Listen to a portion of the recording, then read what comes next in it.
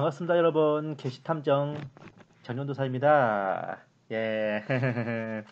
아니, 12장까지 강해 끝내놓고 왜 또 나왔냐고요? 에헤. 아니, 뭐 당연히 본편 강해는 끝났는데 제가 지난번에 게시록 때도 그랬잖아요. 그냥 끝내기 좀 아까워. 그래서 제가 번외편으로 한 편 더 준비해봤습니다. 다니엘서를 비롯해서 이런 종말론과 관련된 몇 가지 짚어볼 사항들을 나누고, 또 성경의 예언이란 게 결코 상징이 아니라 실무적으로 일어나는 것들인 걸 또 확실히 하고, 그리고 제가 개인적으로 이제 의뢰를 받은 사항도 있어서 여러분들께 좀 더 설명을 드리고자 합니다. 본 게시 탐정이 늘상 여러분들께 귀에 딱지가 않도록 강조하는 게 전혀 새롭진 않을 거예요. 이해가 안 되면 이해하지 말고 그냥 쳐 외워라 라는 것을 신조로 합니다. 세뇌에 가까운 반복 습관을 매우 좋아하죠. 저것도 다 아는 얘기 지끄러대네. 지루하시겠지만 들어주시면 감사하겠습니다. 다니엘서는요, 그 구약의 계시록이라는 명성을 얻고 있지만 사실 거대한 역사서입니다. 다니엘의 시점에서야 미래 예언이지만 우리 입장에서는 과거죠. 이어질 역사가 어떻게 계시되는가 되짚어볼 수 있는 훌륭한 교과서입니다. 하나님께서는 이스라엘의 하나님, 야곱의 하나님만이 아닌 이 세상 모든 나라와 민족을 다스리시고 역사의 주관자가 되신다는 걸 다니엘서를 통해 확실히 깨달을 수 있죠. 특히 바벨론 왕 느부갓네살과 벨사사를 교보제로 삼아서 하나님께서는 언제든 왕을 세우고 패하고 모든 주권이 하나님께만 있음도 유감없이 보여주셨어요. 또한 성경의 피날레를 장식하는 요한계시록의 프리퀄, 예고편, 특히 계시록의 짐승 적그리스도를 예표와 본체를 함께 예언하며 밝혀졌어요. 그 짐승이 어떤 나라로부터 유래하여 어떠한 폐악을 저지를지 그가 압제할 한때, 두때, 반때를 집중적으로 조명함으로써 계시록 12장, 13장의 중요한 단서를 미리 제공해줬습니다. 미리 이 단서를 가지고 사도 요한을 통해서 한 번 더 예언하게 하신 거예요. 좀 더 쉽게 표현해보자면 요한계시록은 전 3년 반 1260일, 후 3년 반 42달을 두루 조명하며 넓게 둘러보는 거예요. 그런데 다니엘서는 후 3년 반, 그것도 적그리스도에 대해서만 집중적으로 추적하고 있습니다. 총 12장으로 이루어진 다니엘서 중에서 2장, 7장, 9장, 11장, 12장은 요한계시록의 메인인 12, 13장과 상통하는 중대한 단서입니다. 요한계시록도요. 12, 13장이 제일 중요하잖아. 바로 이런 이유로 계시록을 제대로 해석하려면 필수적으로 다니엘서에 대한 이해가 전제돼야 됩니다. 최소한 계시록을 풀 때 다니엘서를 함께 펼쳐놓고 봐야 돼요. 이렇게 하지 않고 계시록만 딸랑 놓고 푼다면 그 강해는 거의 대부분이 산으로 갑니다. 세대주의를 견지하는 사역자들은 계시록과 다니엘서를 교차 비교하며 푸는 것을 원칙으로 삼고 있습니다. 저를 포함해서 말이죠. 이쯤에서 본 계시 탐정의 한 가지 설명을 드릴게요. 정말 많은 마라나타 성도들이 오해하고 있는 것 중에 하나인데, 다니엘서 2장에 나오는 철과 진흙이 섞인 발가락, 7장에 나오는 10뿔과 작은 뿔이 미국을 가리키는가 하는 겁니다. 넷째 짐승의 머리에서 나오는 10뿔과 작은 뿔을 미국이라고 생각하는 사역자들의 근거는 이래요. 첫 번째, 로마 제국으로부터 여러 유럽 국가들이 유래했다. 그 중에 영국으로부터 미국이 독립해서 건국됐다. 셋째, 미국과 로마는 당대 최강의 군사력을 보유했고 다문화를 존중했고 자기들이 종속시킨 나라에 주둔군을 설치하는 등 여러 면에서 비슷했다. 특히 당대의 가장 강력한 제국이었다. 넷째, 철과 흙이 섞이지 않듯이 인종 문제로 서로 융합되지 않는다. 로마 제국도 그랬나? 근데 여기에 덧붙여서 그림자 정부나 마지막 신호 같은 음모론 서적에서 유래한 어떤 내용? 프리메이슨이 건국한 나라가 미국이다. 혹은 신세계 질서가 수립될 중심 국가가 미국이다. 라는 설이 제일 메인이에요. 여기서부터 시작해서 나머지 거를 갖다 붙인 겁니다. 엄밀히 따지면. 그러니까 다니엘서 2장 31절부터 43절까지 나의 생각, 발가락 5개, 합이 10개, 성조기에 50개의 별, 5 곱하기 10이다. 2개의 발, 양당 체제, 공화당과 민주당, 흑인은 철, 진흙은 백인, 인종 문제는 철과 진흙 이상입니다. 앞에 요런 견해가 더 발전하면 이렇게 병만 나는 분석까지 나오는 겁니다. 에휴. 그러나 본 계시 탐정이 분명히 말하거니와 신상의 발가락 부분 그리고 넷째 짐승의 머리에서 나온 10뿔은 죽었다 깨어나도 미국이 될 수가 없어요. 왜냐하면 바빌론, 페르시아, 헬라, 로마는 모두 각각 별개의 다른 영역에서 출범한 제국들입니다. 당연히 별개의 다른 짐승으로 다 묘사되잖아요. 근데 열불은 넷째 짐승인 로마 제국의 머리에서 납니다. 뿌리 돋아나 머리에서. 만약 로마 제국에서 유럽 국가들이 유래했고 그 중에 영국으로부터 미국이 건국되었으니 넷째 짐승의 머리에서 난 열뿔이라고 퉁칠 수 있다면 차라리 다섯 번째 짐승으로 등장하는 게 더 이치에 맞아요. 아무리 미국이 영국 이민자들로부터 건국됐다지만 엄연히 대륙 자체가 다른데 똑같이 오리엔트 지역에서 건국된 바빌론, 페르시아도 별개의 다른 짐승으로 묘사되는 마당에 다른 대륙, 다른 영토에서 건국된 나라를 앞전 짐승의 머리에서 돋아난 걸로 묘사할 이유가 있겠어요? 그리고 이 가설은 최초 전제부터 좀 삐꾸가 있어요. 로마 제국으로부터 유럽 국가들이 유래한 게 아니라 로마 제국을 침략해서 그 영토를 일부분을 점령한 게르만 왕국들로부터 일부 유래했습니다. 특히 프랑크 왕국. 당장 프랑크 왕국에서 뭐 프랑스, 독일, 이탈리아가 유래했고 그리고 앵글로 색슨 쪽에서는 영국이 유래했고 뭐 이렇게 되는데 어쨌든 그 이후로 차츰차츰 국가가 형성된 거지 로마 제국이 유럽 열국들의 조상 같은 게 아닙니다. 그렇게 따지면 북유럽하고 동유럽은 어떻게 할 건데. 그리고 이 설은 서로마 제국의 멸망을 넷째 짐승의 멸망으로 잡고 있는 치명적인 오류를 전제하고 있어요. 서로마 제국이 서기 476년에 망했지만 동로마 제국은 1000년이 지난 1435년까지 멀쩡하게 존재했다는 걸 간과하고 있는 거죠. 그리고 다니엘서 7장의 열뿔은 계시록 17장의 열왕인데 열왕이 한뜻으로 짐승 작은 뿔에게 권세를 넘겨준다는 구절. 과연 그 뿔을 연방제이긴 하나 어쨌든 단일 국가인 미국이라고 본다면 그걸 어떻게 해석해야 됩니까? 계시록 17장 12, 13절. 또 네가 본 그 열뿔은 열왕이라 아직 왕국을 받지는 못하였으나 그 짐승과 더불어 1시간 동안 왕들로서의 권세를 받으리라. 이들이 한 생각을 가지고 자기들의 권세와 능력을 그 짐승에게 넘겨주리라. 열뿔을 미국이라 해석한다면 이 구절을 결코 해석할 수 없습니다. 그 열뿔은 열왕 즉 10개의 국가를 의미하는 것인데 미국은 50개의 주이며 연방정부가 단일 주권을 쥐고 있습니다. 당연한 말이지만 사도 요한의 때에는 아직 유럽 국가들이 없었죠.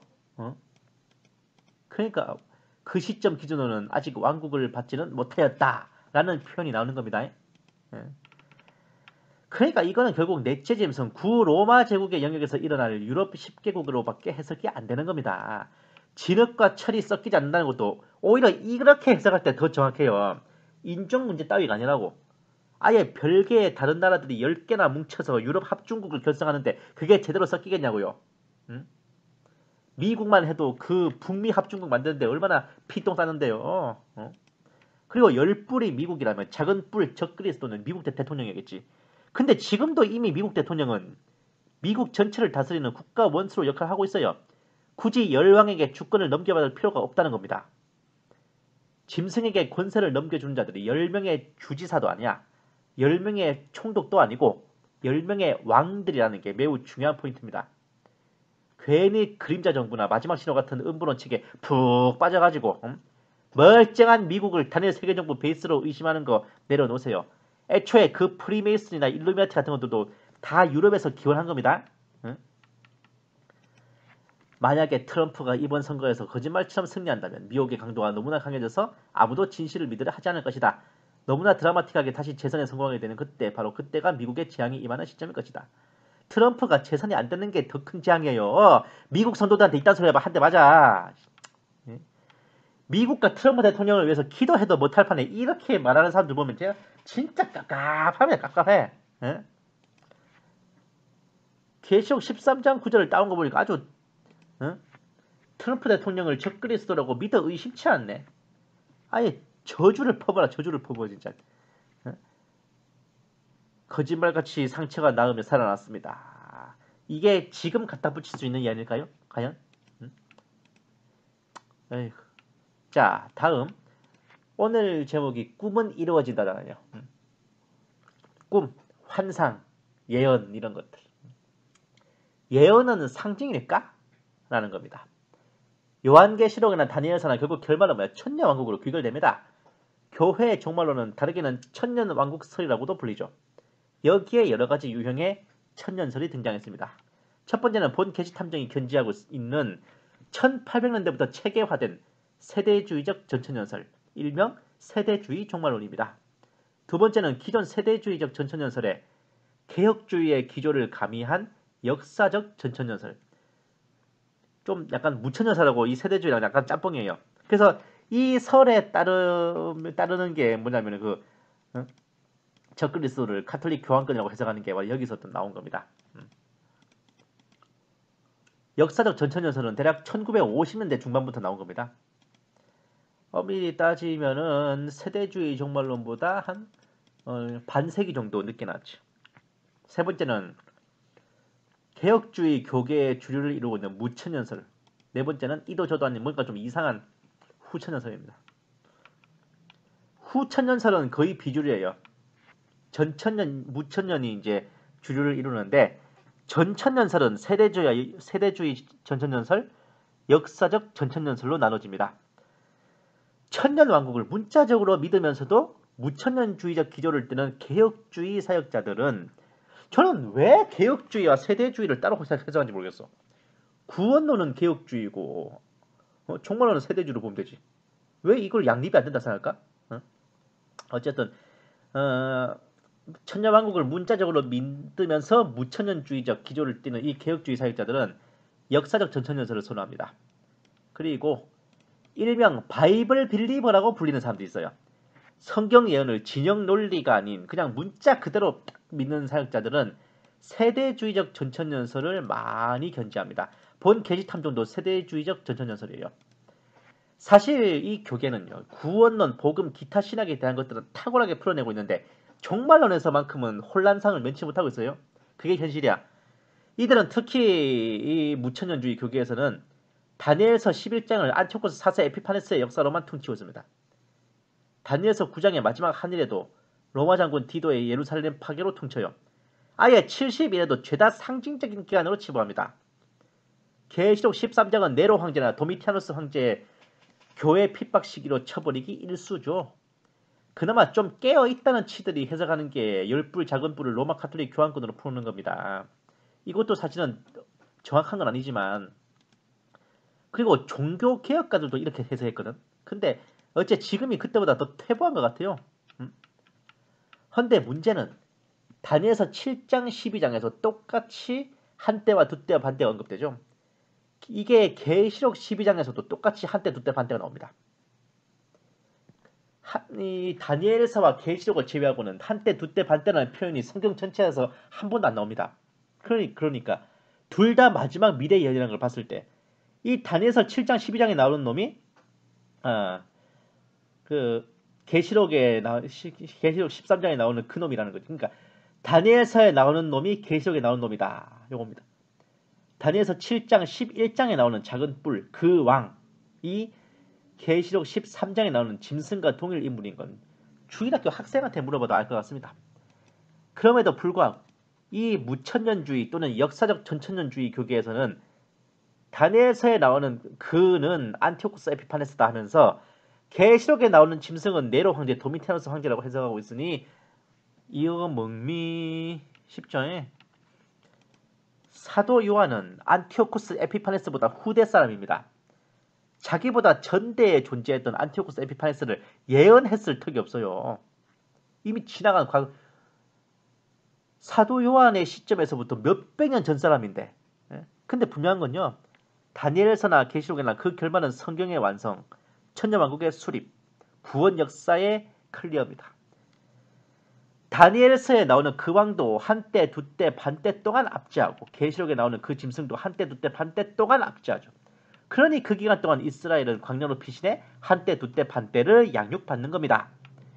무천년주의 교계 해석대로 계시록의 짐승을 로마 황제를 한다면요. 네로 황제도 도미티아누스 황제도 42달 동안만 제위하고 끝난 게 아닙니다. 그 어떤 로마 황제의 집권기에도 시민들의 오른손 이마에 무슨 표를 받게 하고 그 표 없이 사고 파는 것을 못하게 하지도 않았습니다. 특히 그 표를 받지 않았거나 혹은 로마 황제의 우상에 절하지 않았다고 몇이든지 다 죽이는 경우는 로마 역사 전체를 통틀어 한 번도 없었고 신분 고하를 막론하고 모든 자들이 똑같은 각인을 몸에 새긴 적은 더더욱 없었고, 칼빵 맞고 죽었다가 살아난 황제는 더욱 없었고, 하늘에서 불이 떨어지게 한 그런 거짓 선지자가 날뛴 적은 더욱 없었어요. 계시록 13장에 나오는 모습이 로마사 전체를 통틀어서 단 한 번도 일어나지 않았던 일입니다. 그러니까 그 종교개혁자들도 이 계시록 13장의 그 짐승을 로마 황제라고 해석 안 했던 거예요. 로마 가톨릭 교황권이라고 해석했지. 왜? 로마 황제라고 해석해버리면은 지금 그 종교개혁자들이 살던 시기 기준으로도 엄청 과거에 다 끝난 일이거든. 근데 왜 이렇게 현실이 시궁창이냐 그거야. 근데 진짜 500년 지난 후에 500년 후인 지금 해석이 500년 전 종교개혁 당대보다 더 허접한 건 진짜 웃긴 거 아니에요? 루터, 칼빈, 쯔빙클리가 청당에서 통곡을 하거든요. 계시록에 나와 있는 그러한 일들이 일어나지 않았으면 그 예언이 아직 일어나지 않았다고 접수하면 됩니다. 굳이 이미 일어난 과거지사로 해석하려다 보니 상징으로 풀어버리게 되죠. 왜? 문자적으로 보게 되면 절대로 그 주장대로 설명이 안 되거든요. 이게 계속 이어지다 보면 숫제, 천년왕국조차 상징으로 치부하게 되는데, 천년왕국을 상징으로 보게 되면 산술적인 천년이라는 기간조차 존재하지 않는다는 별 미친 개소리가 나오게 됩니다. 자, 이런 주장들에 의하면 첫 번째, 계시록 1, 2, 3, 4장을 빼고는 사도 요한이 본 환상의 기록이기에 천년왕국도 사도 요한이 본 환상을 상징적으로 표현한 것이다. 2번, 부활체를 입은 성도들이 왕노릇하는 천국이 천년왕국이다. 3번, 예수님의 십자가 사건 직후 사탄 마귀는 땅속 무저갱에 갇히게 되었고, 그때부터 이미 상징적인 천년왕국은 지상에 수입되었으며, 사탄이 직접 활동하지 못하여 부하들인 귀신들이 대신 지상으로 나와 악의 역사를 행하고 있기에 사탄만큼은 못하다. 오미 선상님, 야, 차라리 종교개혁가들이 적그리스도를 교환권으로 받던 게 더 아다리가 맞겠다 진짜. 아니, 천년왕국이 수립됐는데 그 로마 가톨릭이 급 천년 넘게 폐악질을 쳐요? 아니, 이 주장 진짜 제가 딱 한마디로밖에 정리할 수가 없겠네요. 뭐냐고요? 이런 말이요. 이 뭔 개소리야! 진짜 딱이지 않습니까? 뭔 개소리야 정말. 자, 4번. 천년왕국은 상징이며 하늘에서 펼쳐지는 천국이고, 지상에서는 사탄의 부하들에 의해 42달이라는 상징적인 기간 동안 핍박이 있을 것이다. 상징. 5번, 천년왕국의 끝자락이 되면 사탄을 하나님께서 잠시 놓아줄 것이며, 그때 사탄은 짐승과 거짓 선지자와 달리 잔인하게 사람들을 죽여 순교자의 숫자를 채운다. 6번, 순교자의 숫자가 채워지면 주님의 재림이 있으며 사탄, 마귀와 짐승과 거짓 선지자가 산채로 불못에 던져지고, 땅의 왕들과 그를 따르는 자들이 예수님의 입에서 나오는 검으로 죽임당해 그 시체를 독수리와 새들이 뜯어먹게 된다. 하나 덧붙여서, 원래 한국교회는 무천년주의를 기조로 하고 있었는데 허무맹랑한 세대주의적 전천년설은 물론 역사적 전천년설이라는 기조로 미혹되어 종말론이 흐트러졌다. 자, 이제부터 본 게시 탐정이 하나하나 대답해 드릴 텐데, 자, 일단 이런 주장들에 대해서 헬라어 원문 운운하며 둘러대신 사역자들 계시겠지만 본 게시 탐정은 개소리 작작하라고 답해 드립니다. 원문으로가 아니면 그 뜻을 이해하지 못한다? 그게 진리일 수가 없습니다. 성령님의 영감으로 쓰여진 성경 말씀은 전 세계 그 어떤 언어로 번역돼도 그 번역의 과정에 성령님께서 역사하십니다. 문제없이 구원의 복음과 성경의 의미를 깨닫게 충분해요. 성경을 읽는 모든 성도들에게 보편적으로 이해되는 가르침이 바로 하나님의 말씀이란 겁니다. 번역이다 보니 원문과 약간의 뉘앙스 차이는 있을망정 근본을 뒤엎을 만한 차이가 나올 수는 없어요. 특히 예언과 계시에 대해서는 더더욱 그렇습니다. 한글로 볼 때는 문자적으로 해석되는 게 원문을 봤을 때 상징적으로 풀어진다? 그런 건 없습니다. 문자적 예언을 상징으로 영적으로 푼다는 그 해당 사역자가 있을 뿐이죠. 히브리어 헬라어 원문 운운하며 거들먹대는 사역자님들, 당신들이야말로 종교개혁이 일어나게 만든 그 카톨릭의 적폐를 따라하는 것인 줄 아시면 됩니다. 어려운 라틴어로만 되었어서 일반 성도들은 전혀 읽지도 보지도 못했죠. 그렇게 그들은 성경을 독점하고 성도들을 잘못된 교리로 미혹하고 영혼을 묻고 압제했습니다. 누가? 카톨릭 사제들이. 중세시대에요. 그런 폐악질을 보다 못해 칼빈, 루터, 츠빙글리 등 종교개혁자들이 일어났잖아요. 바른 구원의 복음을 전하고 금속 활자 인쇄소를 통해서 각 나라의 모국어로 성경을 번역해서 누구나 말씀을 읽고 배울 수 있도록 했던 거 아닙니까? 근데 왜 이제 와서 히브리어 원문이 어떻고 헬라어 원문이 어떻고 그런 말씀하시냐? 성경에서 원문의 필요성은요, 뭔가 좀 더 깊은 뜻을 알고 싶거나 큰 틀에서는 알겠는데 좀 디테일한 면에서 아리까리할 때 명확한 답을 얻는 데 참고하는 정도지, 한글 버전을 읽든 원문을 읽든 근본 해석이 틀어지거나 달라지는 건 절대로 없습니다. 만약 원문을 읽어야만 그 성경 말씀의 본인을 깨달을 수 있는 거라면요, 이거는 마땅히 하나님 나라의 헌법재판소에 헌법 소원을 그려야 될 사안이에요. 하나님께서 성경을 만드신 근본 목적에서 어긋나는 사안이란 말입니다. 이게 아시겠습니까? 원문 운운하며 천녀왕국 성경 예언을 상징으로 퉁칠 생각은 그냥 생각만 하시는 걸 권해드릴게요. 자, 차근차근 보겠습니다. 1번 계시록 1, 2, 3, 4장을 빼고는 사도 요한이 본 환상의 기록이기에 천녀왕국도 사도 요한이 본 환상을 상징적으로 표현한 것이다. 뭔 환상 게임이요? 날아오르라 주작이 어디서 주작지야? 환상의 날개 날아오르라 따란따란따란따란. 하나님께서는 예언은 환상으로 보여주시지만 성취는 반드시 실무적으로 이루어주세요. 만약 사도 요한이 환상으로 보았기에 천녀왕국이 상징이다. 요셉이 살찐 소 7마리, 마른 소 7마리 환상을 본 것도 그냥 상징적인 표현이겠지. 어째서 7년 풍년, 7년 흉년이라는 성취 실상으로 이루어졌겠어요. 다니엘이 나무가 잘리는 환상을 본 후에도 그것이 느부갓네살이 7년 동안 풀 처먹는 걸로 이루어졌잖아. 구약의 선지자들에게 보여주신 모든 환상과 계시도 그 성취는 모두 실무적으로 이 땅에서 이루어졌습니다.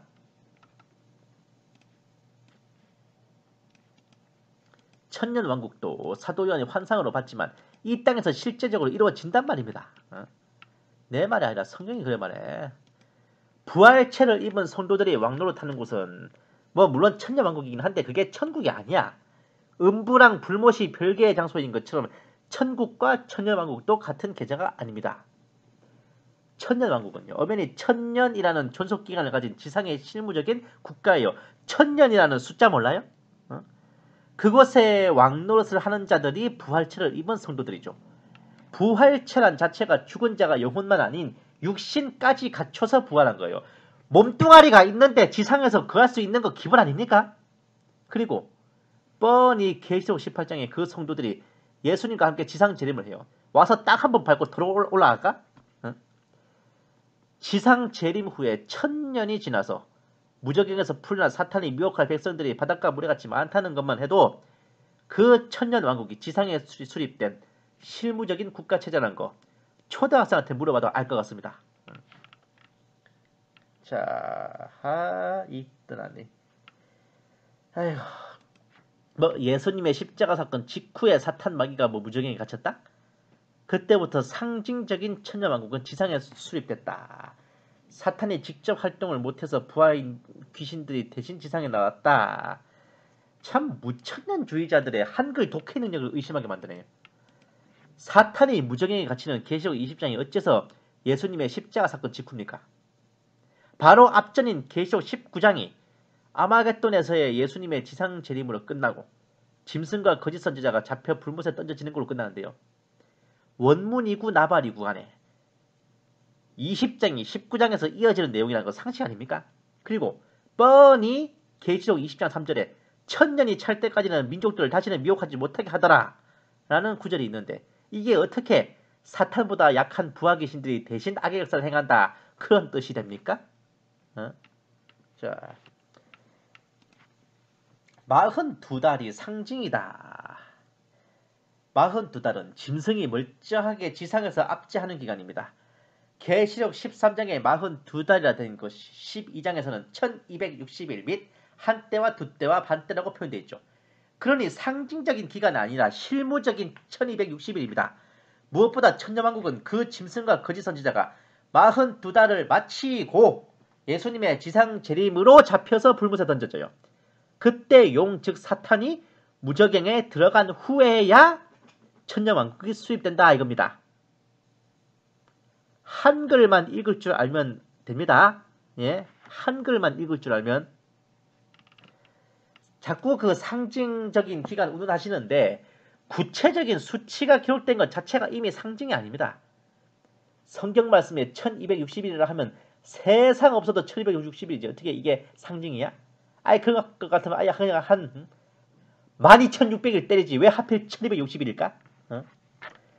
그렇게 따지면 느부갓네살이 7년 동안 풀 뜯어먹은 것도 상징적인 기간이고 예수님이 3일 만에 부활하신 것도 상징적인 기간이고 이것저것 죄다 상징으로 퉁치면 되겠네요. 계시록을 상징으로 푸는 것에서 수많은 이단 사이비들이 난립하게 됐다는 걸 잘 기억하셔야 됩니다. 말이 상징이죠. 상징으로 풀게 되면 명확하게 정해진 답이 없다는 겁니다. 돌려 말하면 내 꼴리는 대로 푼다 이거예요. 예언이란 건 특정 시기에 특정 대상을 향해 말씀 그대로 이루어지는 것이지 죽었다 깨어나도 상징으로 대충 비유로 퉁칠 수가 없단 말입니다. 아유 이거 이단들이 들을까봐 무섭네 이런 말들 진짜. 야 니네들도 그렇게 상징으로 풀면서 왜 우리만 가지고 난리야? 하면 뭐라 말할 건데. 조국 추미애같이 뭐 내로남불 할 거야? 자 천년왕국의 끝자락이 되면 사탄을 하나님께서 잠시 놓아주시고 그때 사탄은 짐승과 거짓 선지자와 달리 뭐 블라블라블라. 자 계시록 13장에 보면 용이 짐승에게 권세를 주어 사람들이 용에게 경배하고 짐승에게 경배한다. 즉 짐승이 압제하는 42달 동안 용도 멀쩡하게 짐승과 같이 폐악질을 하고 있다는 겁니다.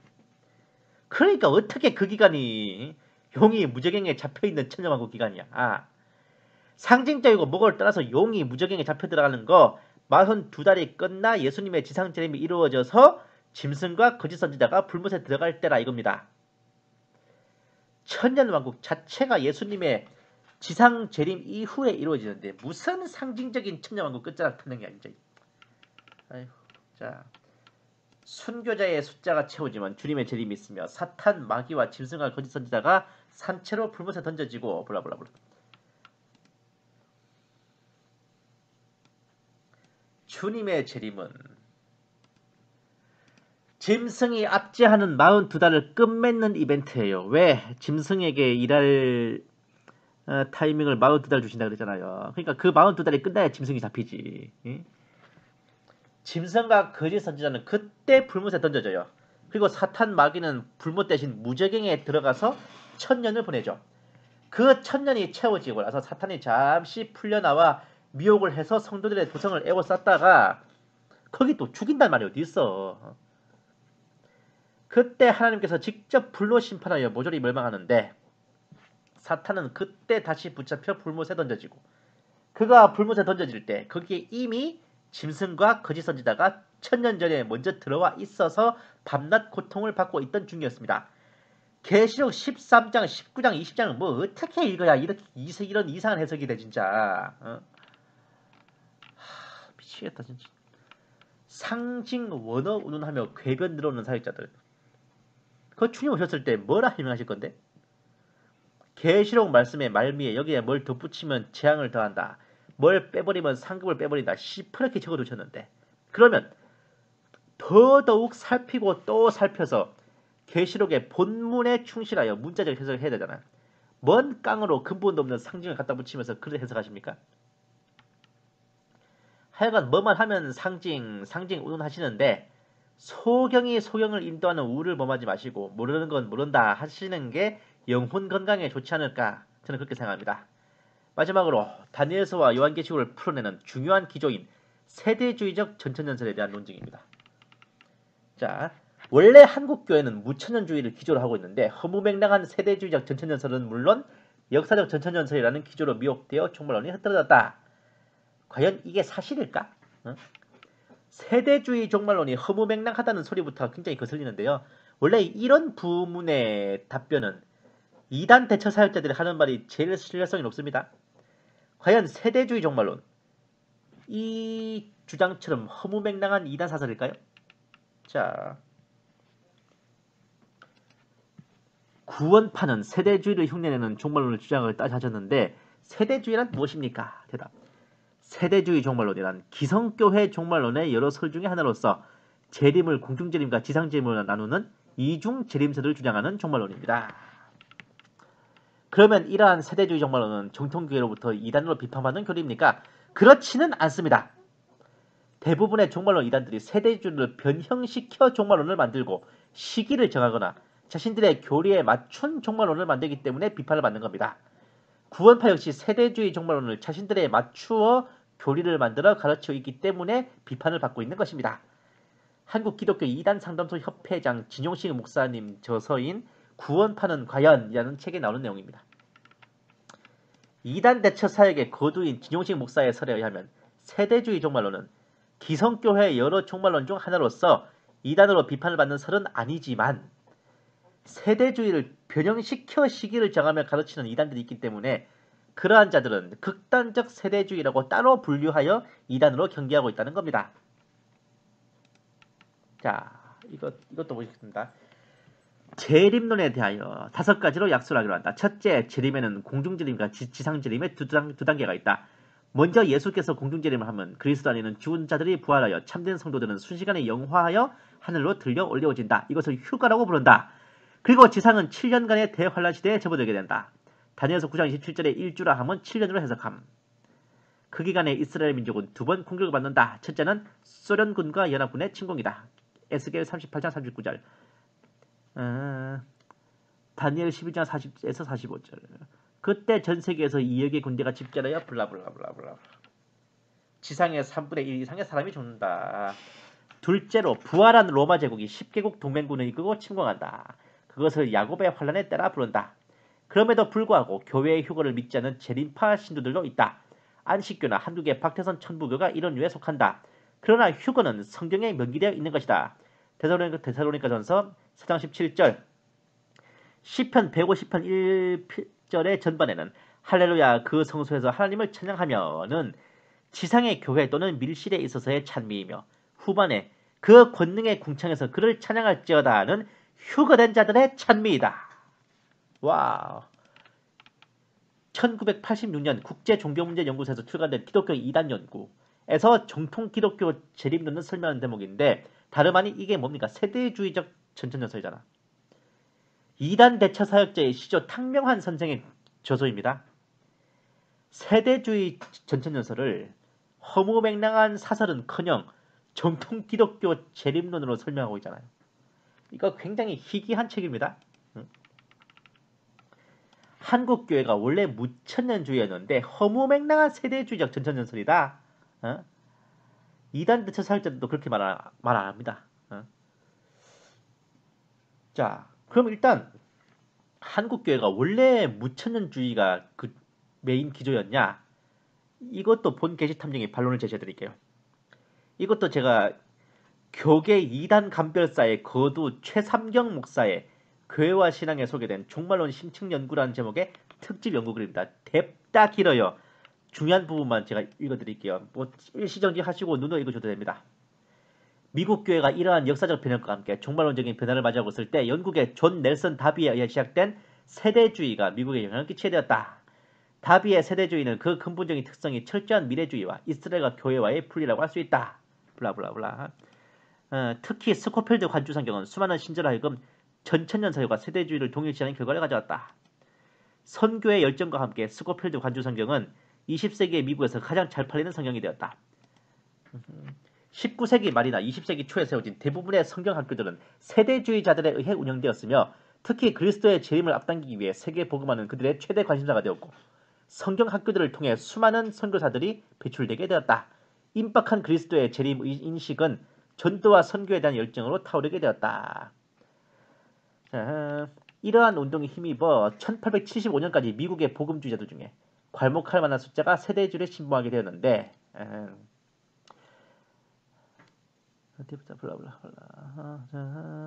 그리하여 19세기가 끝나는 시기에는 세대주의적 전천연설이 미국의 보수주의자들에게 가장 우세한 종교적인 요인이 되었다. 더 나아가 전천년주의야말로 정통신앙을 판가름하는 기준으로서 자리매김까지 되었다. 그러니까 무천년설이 오히려 이때는 쩔이었다 그 말입니다. 자,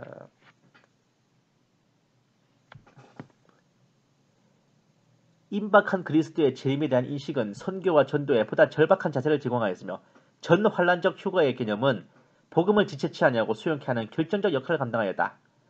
이러한 임박한 재림에 대한 인식은 선교적 열정을 타오르게 하였다. 그러기에 세대주의자들은 염세적인 세계관을 소유했음에도 불구하고 선교의 영역에 있어서만큼은 세상에서 가장 활동적인 낙관주의자들처럼 보였다.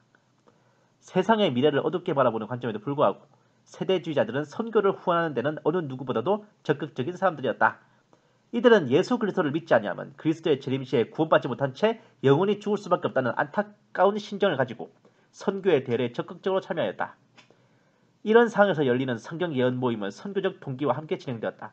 무디를 중심으로 하는 19세기 중엽과 말엽의 부흥운동은 세대주의와 함께 전진하였다. 한일 합방 당시 한국에 체제하던 선교사들의 숫자가 개신교뿐만 아니라 구교까지 합하여 205명이었는데 그 중에 약 4분의 3인 143명이 미국 선교사들이었다는 보고를 감안한다면 무디 성경학교 출신 31명과 함께 세대주의 신학에 영향을 받은 선교사들이 대다수였다는 사실에 이견이 없을 것 같아. 세대주의자들의 선교 열정으로 인하여 1920년대까지 미국 선교사들의 상당한 숫자는 바로 이들에 의해 주도되고 선교 활동이 시행되었다. 자, 미 북장로교 선교부 총무를 오랫동안 지냈던 브라운은 1911년 이전에 한국에 파송된 미국 선교사들의 신앙을 다음과 같이 묘사한 바가 있다. 20세기 초반에 파송된 전형적인 미국 선교사들의 신앙은 바로 청교도적인 삶의 주인공들이었다. 그들은 한 세기 전에 뉴 잉글랜드의 조상들이 안식일을 엄수하듯이 지켰으며 춤이나 흡연, 카드놀이 등을 그리스도를 따르는 신자들이 해서는 아니 될 것으로 간주하여 죄악시하였다. 그들의 신학적인 입장은 상당히 보수적이었으며 성경 비평에 대해서는 위험스러운 이단적인 견해로 여겼다. 그리고 세대주의적 전천연설을 아주 중요한 진리로 받아들였다. 비록 소수의 무천년주의자나 후천년주의자들이 있었지만 19세기 말엽과 20세기 초엽의 대부분의 선교사들은 천년왕국을 핵심적인 신성한 교리로 간주했던 세대주의적 전천년주의자거나 전천년주의자들이었다. 1894년에 모든 장로교 선교부는 전천년설을 신봉했으며 블라블라. 무천년주의가 뭐? 아이고 씨. 어디 보자. 한국 교회 안에 세대주의 신학의 영향은 사경회와 성경학교에서 가르쳐지는 내용과 여러 권의 세대주의 서적들이 번역되어 한국 기독교인들에게 이끌렸다. 이러한 선교사들의 종말론적 경향은 한국 신학자들에 의해서도 분명히 인식되었다. 박형룡도 세대주의적 전천연설이야말로 당시의 대부분의 선교사들에 의해 열렬하게 신봉되어진 종말론적 신앙임을 인정하였다. 그리고 한국 전통적인 종교 안에 내재해 있는 이원론적이며 운명론적인 세계관은 구한말의 격동적인 역사적 현실과 일제하에 실현의 상황은 선교사들이 전해준 세대주의적 전천연설과 조우되어 해방 전까지 전천연설은 한국의 장로교회의 확고부동한 종말론으로 자리 잡게 되었던 것이다. 1919년에 독립운동이 실패로 돌아간 이후 1920년대 한국 전체 사회의 방향은 그야말로 슬픔과 암흑의 시대요, 자주와 불평의 시기요, 또한 절망의 기간이었다. 이런 상황 속에서 한국의 성도들은 이미 선교사들 통해 알려진 세대주의적 전천연설에 대한 관심이 더욱 고조될 수밖에 없었다. 계시록에 기록된 내용에서 무한한 위로와 소망을 얻었으며 임박한 재림에 대한 강력한 기대는 복음 전파 외에는 그리스도의 재림을 준비하는 다른 방도가 없음을 강조하였다. 이 시기에 일어난 전진운동 및 백만인 전도운동 등은 이러한 맥락에서 이해할 수 있다. 즉 우리가 흔히 알고 있는 1907년 평양 대부흥도 바로 세대주의 종말론의 극지에서 생긴 거라고요. 이미 언급한 길손주는 대부흥운동 이후부터 1935년까지 한국교회에서 가장 영향력 있는 설교자요 부흥사로 전국을 돌며 활동했으며 장로교 안에만이 아니라 감리교와 다른 교파에까지 종말신앙이 파급되었다. 그의 주 재림 연구는 시리와 좌절에 빠진 한국의 성도들을 위로하여 소망을 불러일으키는 촉진자 역할을 하였다. 그는 타협을 모르는 전천년주의와 함께 성경 무호서를 신봉하였으며 그의 설교는 임박한 그리스도의 재림이 핵심이 되어 한국교회의 수많은 강단에 외쳐지면서 그의 신학사상은 한국 개신교 신앙을 구형해 나가는 데 기반의 역할을 했다. 와. 또한 1920년대 전도 및 부흥운동에 앞장선 이가 바로 김익두 목사였다. 유명하신 분이죠. 이러한 부흥사들의 메시지는 상처와 불안에 떠는 성도들을 시대를 치유하는 종말론적 메시지를 담고 있었다. 한국의 무디라고 불렸던 김익두 목사는 여러 가지 면에서 부흥 지표가 대중화되고 전국적인 운동으로 발돋움하는 계기를 조성하였다. 절망과 상처의 시대에 병고와 암울한 국군 속에서 비탄에 신음하는 한국교회를 향하여 외쳐진 김익두의 종말론적 설교와 이적 기사는 한국 성도들의 마음과 몸에 소망의 새 시대가 오직 그리스도의 재림으로 말미암아 도래하고 있다는 사실을 알렸다.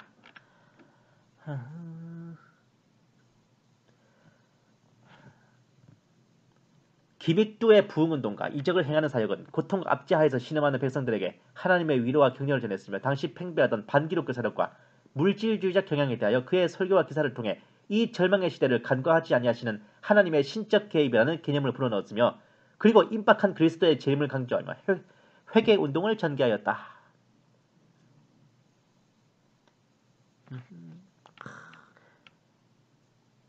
이러한 종말론적 희망의 설교로 일제의 압제에 시달리고 찌들고 허탈에 빠져있는 이들에게 피안의 세계를 바라보게 하므로 피안이라면 이제 그 강 건너편을 말하는 거예요. 현실의 고통을 이겨나갈 수 있는 초월적인 안목을 제공하였다. 예수의 재림에 대한 기대와 그리스도의 우주적 왕권 회복을 절대 신뢰하는 가운데 일제의 가혹한 탄압을 극복하였다.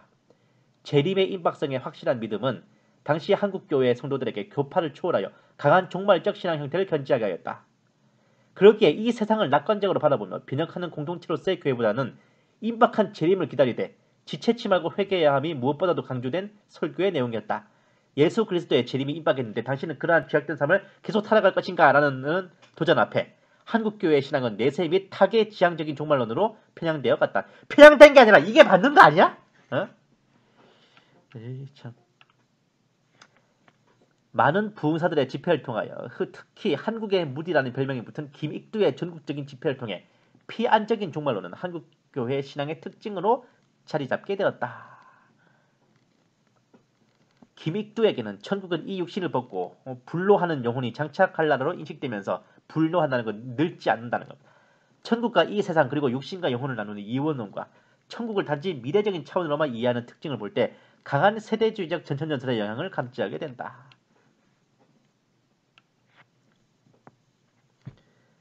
김익두는 철저하게 무디의 부흥운동 전통을 이어받아 세대주의적 전천전설이 강하게 그의 사역 속에 반영되었다. 그의 설교 속에서 강조한 그리스도의 재림과 천년왕국 사상은 시련 속에 처해있던 한국 성도들에게 무한한 소망이 되었으며 이러한 특성은 당시 불어닥친 사회주의나 공산주의 그리고 1930년대 최악의 박해연이 되었던 신사참배 반대운동의 핵심으로도 작용하게 된다. 그러니까 세대주의적 전천전설로 인해서 재림 대망의 신앙, 마라나타 신앙이 생기면서 사회주의, 공산주의를 경계하고 신사참배 반대에 목숨을 내거는 그 끝까지 다 한 겁니다. 무천년사 가지고 어린 택돔 소리지 그런 것들. 김익두의 재림신앙 강조와 함께 성결과 신유에 대한 지대한 관심은 세대주의 신학을 고리로 하여 성결교 신학과도 밀접한 관련성이 있음을 보여준다. 한국인 저선 개념은 세대주의에서 구분하는 하나님 나라와 천국 혹은 천당 중에서 후자의 견해를 전통적인 사상의 맥락 속에 거의 전적으로 수용하게 되었다. 세대주의 신학의 창시자라 할 수 있는 다비는 하나님 나라의 천상 개념을 선호하고 있다.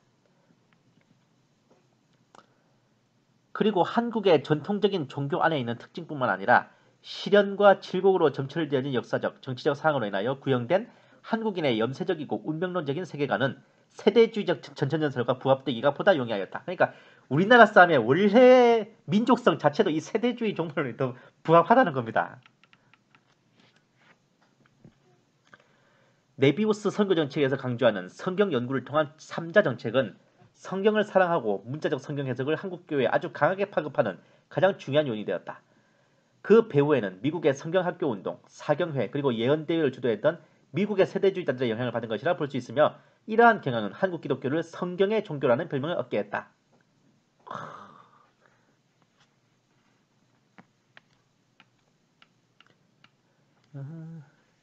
일제치하에서 특히 1920년대와 1930년대 많은 세대주의적 전천연설을 반영하는 저서들을 번역한다든지 선교사들 및 한국인 저자들에 의한 계시록 및 종말론에 대한 책들의 등장은 전천년주의의 파급에 강한 영향을 끼쳤다. 19세기 말과 20세기 초반 미국에 유행하던 세대주의 저서들이 선교사들에 의해 한국말로 번역되었으며 철로역정의 번역과 파급은 한국 기독교인의 신앙적 특성을 형성해 나가는데 지대한 영향을 끼쳤다. 그리고 찬송가를 통해서도 세대주의적 전천전설을 반영하는 신앙이 광범위하게 파급되었다. 나팔 불 때 나의 이름, 나팔 불 때 나의 이름, 그 노래 있잖아요. 저 멀리 구름 한 조각 떠나가도 내 주님 오시는가 싶으면 주님 고대가. 이게 다 세대주의에서 나온 겁니다.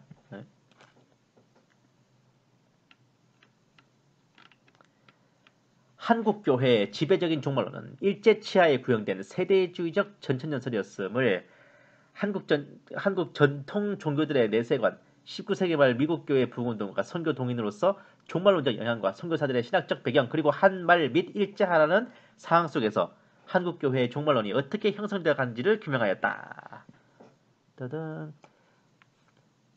두 박 박사들의 저서에서 역사적 전천연설과의 차이를 분명하게 언급하기 전까지는 교파의 차이와 관계없이 한국교회의 영향을 강하게 끼친 종말론은 세대주의적 전천연설이었다. 물론 다양한 종말론적 견해가 한국교회에 존재했다는 것은 자명한 사실이다. 그러나 일제하라는 상황을 지나면서 교파를 초월하여 우세하게 영향을 끼치는 천녀왕국 사상은 바로 세대주의적 전천연설이었다는 사실은 부인할 수 없을 것이다. 그렇지만 이 무천연주의와 짬뽕을 하다 보니 역사적 전천연설이라는 게 등장을 했죠. 아니 개혁주의 참 이게 세대주의는 그냥 성경을 보는 그 기법 방법론인데 왜 개혁주의와 세대주의를 따로 떼놓으려 그러지? 네.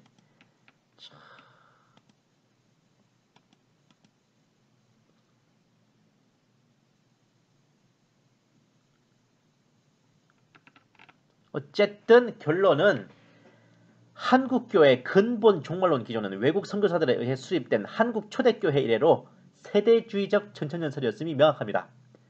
역사적 전천연설 또한 1950년대 중반에 전면적으로 도입된 거예요. 이 역사적 전천연설을 근거로 하는 서적 자체가 1952년과 56년에 나온 저서들을 통해서 나온 겁니다.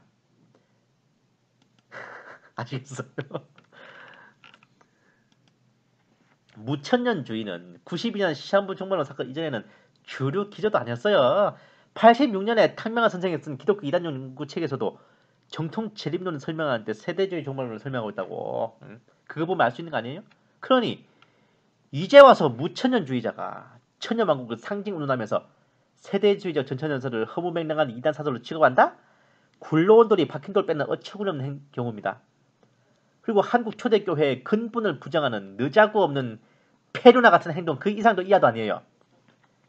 비록 세대주의를 표방하는 수많은 사역자들이 제대로 살피고 분별을 못해서 시한부 종말론으로 변질됨으로써 이래저래 교회 압박으로 무리를 빚는 바람에 근본 세대주의 종말론까지 곁다리로 독박서게 됐지만 세대주의 종말론 자체가 문제가 아니라 어디까지나 사용자 부주의로 좋지 못한 결과가 나온 것뿐입니다.